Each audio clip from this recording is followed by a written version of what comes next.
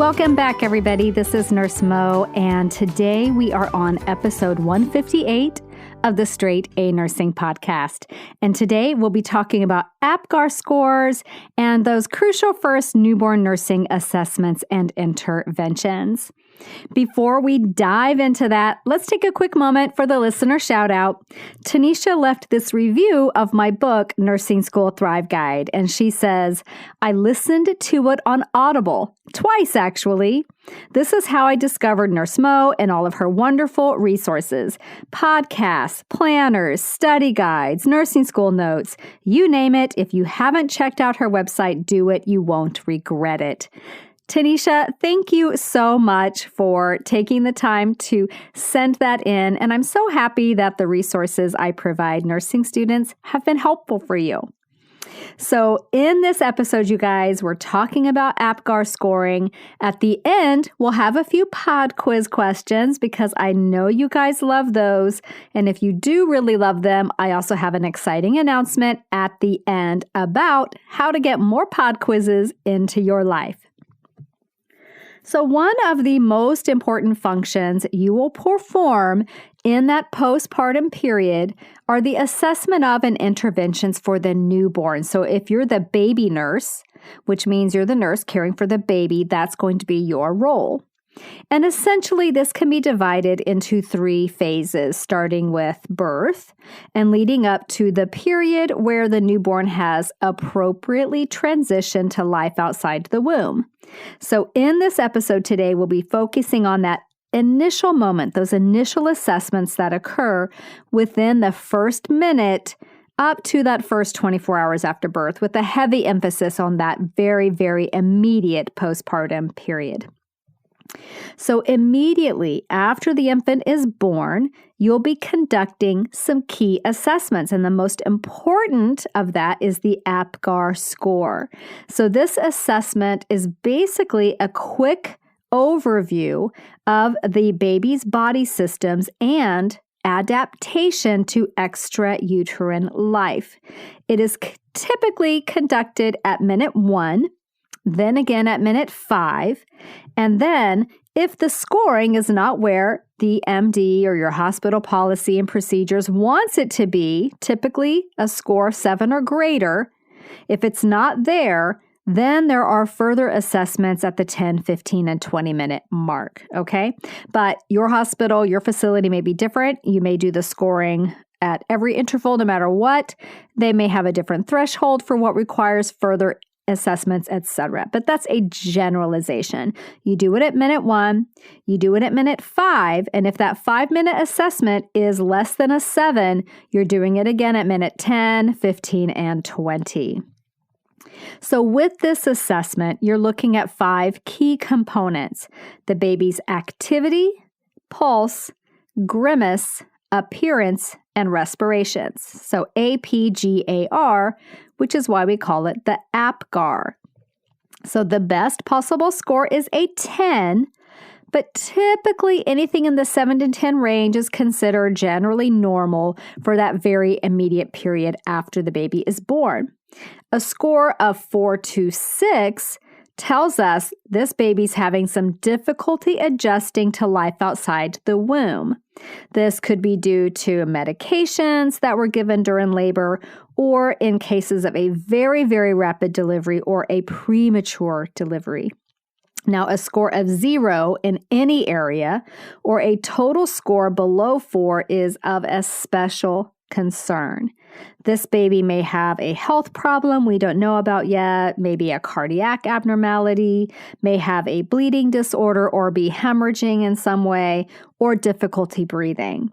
Additionally, babies that score that low will need most likely immediate resuscitation and get a trip to the neonatal intensive care unit.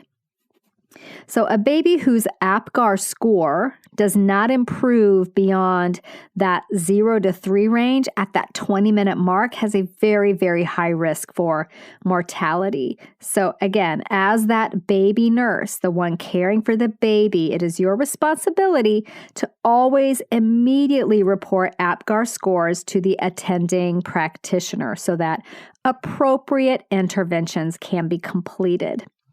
So let's talk through the elements of the APGAR score. A is for activity.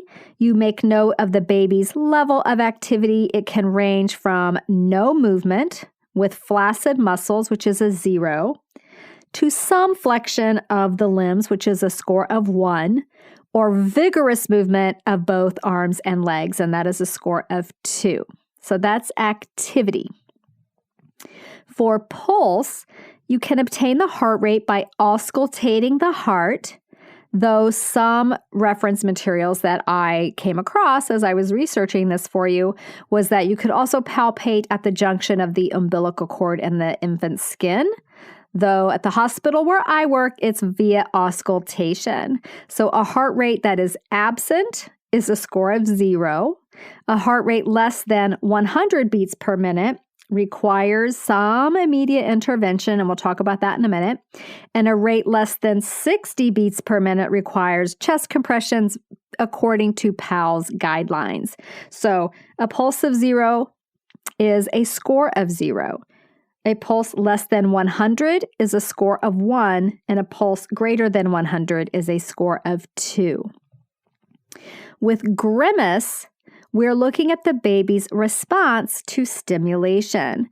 A perfect time to do this is when you're drying off the baby, or you can tap on the baby's little foot there and see how they respond to that stimulation. So no grimace to stimulation is a 0. If they just grimace, that's a score of 1. But if they cry, that's a good score. That's a score of 2. We like crying babies. And then under appearance, we're looking for a baby with a skin color appropriate for their skin tone. Now, you will hear the term pink thrown around as the normal finding. But guess what? Not everybody is pink, and you're not necessarily going to see a pink tone on darker skinned infants. However, you can note pallor, which will be notable on the palms and the soles of the feet. So a baby who is oxygenating well and air quotes pink will usually have good scores for pulse and respirations as well. So if the baby is pale, has pallor, or is blue, that is a score of 0. If their baby is quote unquote pink at the trunk, but cyanotic at the hands and the feet, that would be a score of 1. And then if the baby is completely air quotes pink or normal skin tone for their race, for the amount of melanin in their skin, then that is a score of 2, okay? And then we look at respirations. A crying baby is a breathing baby. So if you are assessing your respirations by visualization, make sure that you are assessing the rise and fall of the abdomen because newborns are diaphragmatic breathers.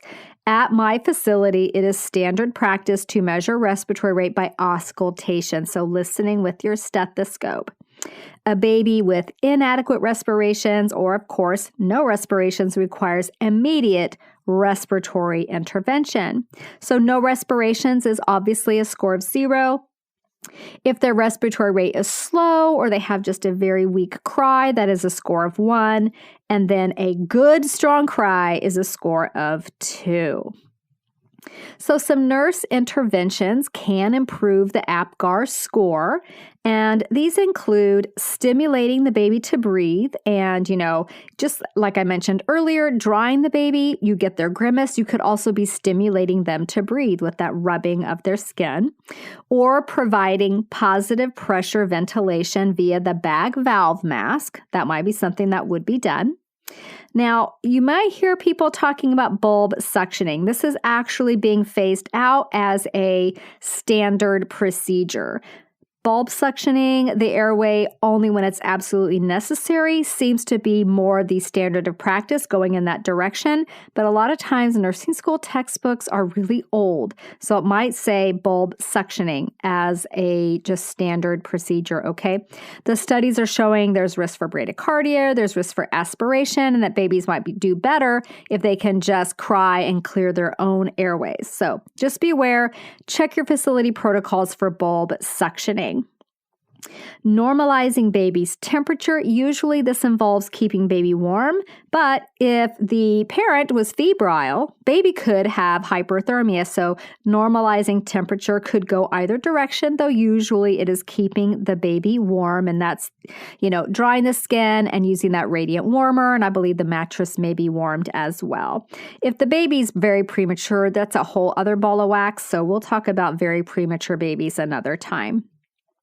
Baby may need chest compressions. So if that heart rate is less than 60, then PALS, Pediatric Advanced Life Support, indicates it's time to start chest compressions.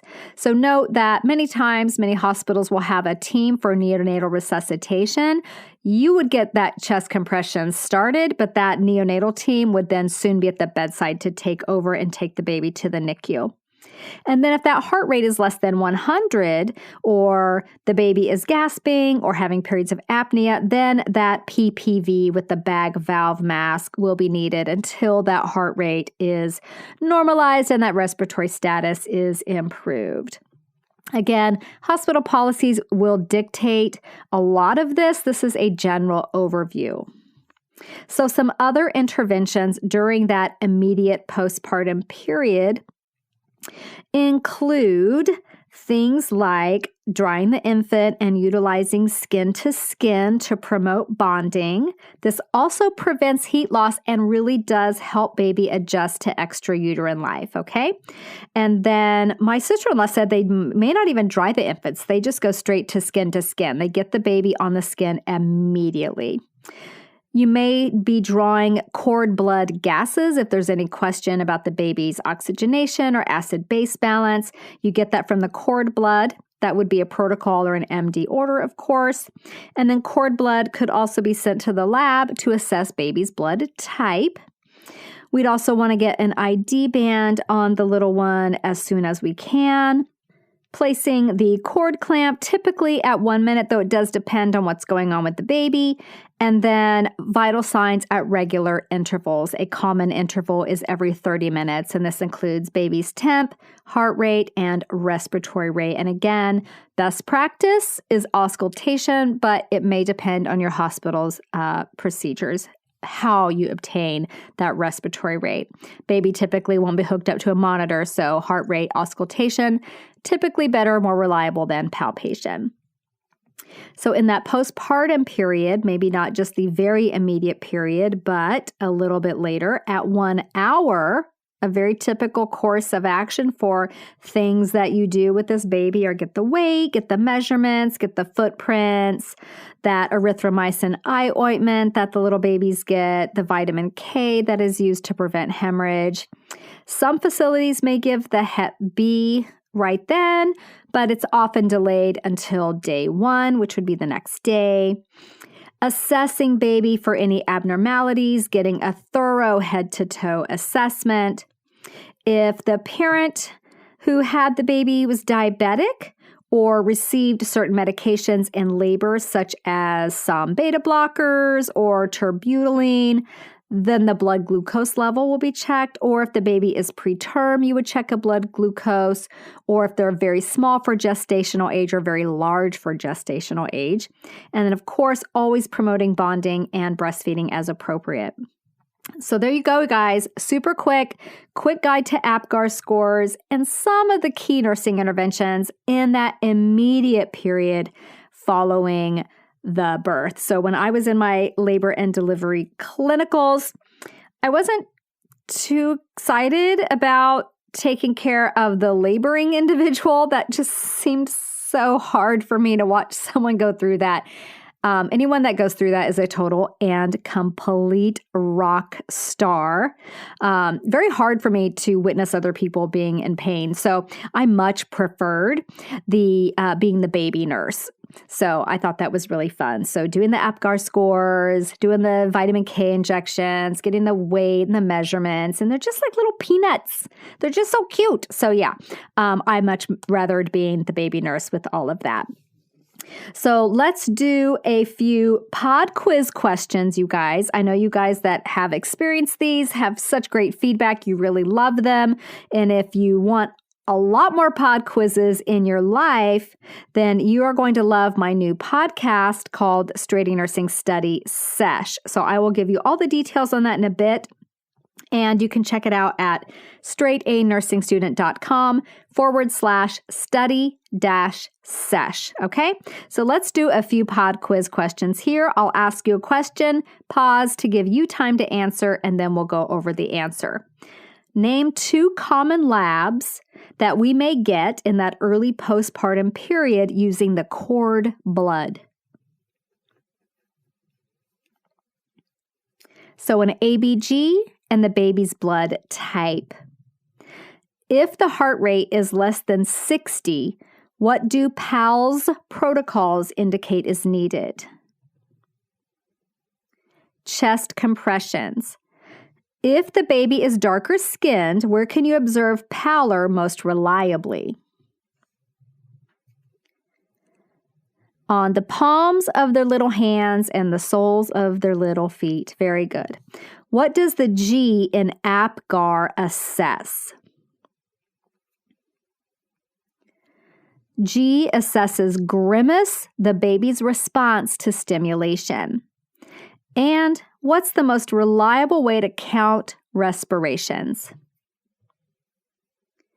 By auscultation. So very, very good job, you guys. So that was just a few pod quiz questions.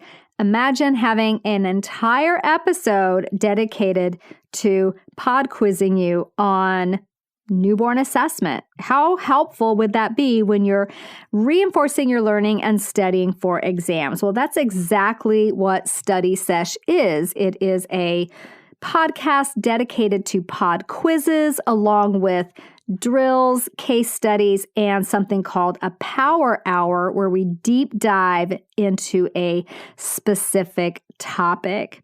So if you're interested in learning more about that, just go to straightanursingstudent.com/study-sesh, and I will put the link in the episode notes as well, and you can subscribe to it there. The process is super easy. There's step-by-step instructions. You should have no difficulty managing that.